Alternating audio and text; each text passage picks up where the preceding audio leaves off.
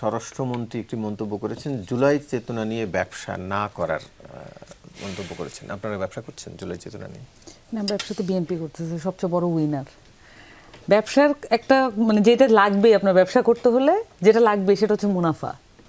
তো মুনাফা আপনি কি দিয়ে মাপেন? যত বেশি আপনি উপরের জায়গায় থাকবেন, হয় পোস্ট পদবিতে আপনি উপরে থাকবেন, না হলে আপনার ক্যাশ ফ্লো থাকবে, না হলে আপনার পাওয়ার থাকবে, প্রভাব প্রতিপত্তি থাকবে, দুইটার একটা বা তিনটার একটা বা তিনটাই।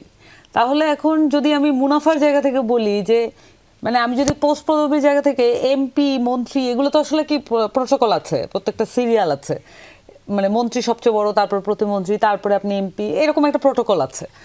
সো আমাদেরকে যদি মানে আমি জানি না উনি কাদেরকে, এটা খুব ভালো পরামর্শ, সকলের জন্যই ভালো পরামর্শ, ব্যবসা করা উচিত নয়, মানে কোনো চেতনা ব্যবসা করাই উচিত না, কিন্তু ধারণ করাকে তো ব্যবসা বলা যায় না। আবার এখন যদি বিএনপির জায়গা থেকে আমি যদি দেখি যে জুলাইয়ের এই পুরো ঘটনাটা, এটা তো একটা মানে এমন পরিস্থিতি ছিল যে পলিটিক্যাল পার্টি আসলে এই জায়গা পর্যন্ত নিতে পারছিল, এই লিডিংটা বা এই নেতৃত্বটা আসলে পলিটিক্যাল পার্টির জায়গা থেকে পিপল অ্যাকসেপ্ট করছিল না। এটা তো আসলে একটা মানে একদম আমাদের সামনে জ্বলন্ত সত্য।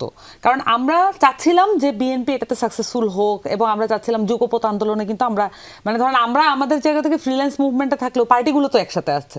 গণতন্ত্র মঞ্চ ছিল, 27 দফা থেকে গণতন্ত্র মঞ্চের সাথে বারবার মিটিং করে এটাকে 31 দফায় নেওয়া হলো। রাষ্ট্র সংস্কারের শব্দে বিএনপি একেবারেই রাজি হচ্ছে না, তারপরও শেষ পর্যন্ত রাজি হলো, এবং এটা কিন্তু যুগপৎ আন্দোলনটা প্রায় পিকে উঠে গেছিল। কিন্তু একটা বাস্তবতা তৈরি হয়েছে বাংলাদেশের সমাজের, সোসাইটিতে। এটা আমাদেরকে বিবেচনা করতে হবে যে পলিটিক্যাল পার্টির আহ্বানে পাবলিক আসতে চায় না। এই জিনিসটা আমাদের প্রত্যেকটা পলিটিক্যাল পার্টির মাথায় আসলে নেওয়া দরকার। দ্বিতীয়ত আমি একটা জিনিস বলি যে মুনাফার জায়গা থেকে যদি হয় যে যারা মন্ত্রী হয়েছেন এবার, যারা প্রধানমন্ত্রী হয়েছেন, তাদের আসলে শুকরানা আদায় করা দরকার, যেটা আমি একমাত্র লুৎফুজ্জামান বাবরের ক্ষেত্রে দেখছি। উনি বেশ শান্ত আছেন এবং উনি শুকরানা আদায় করছেন প্রত্যেক মুহূর্তে, কথা বলার যখনই সুযোগ পাচ্ছেন।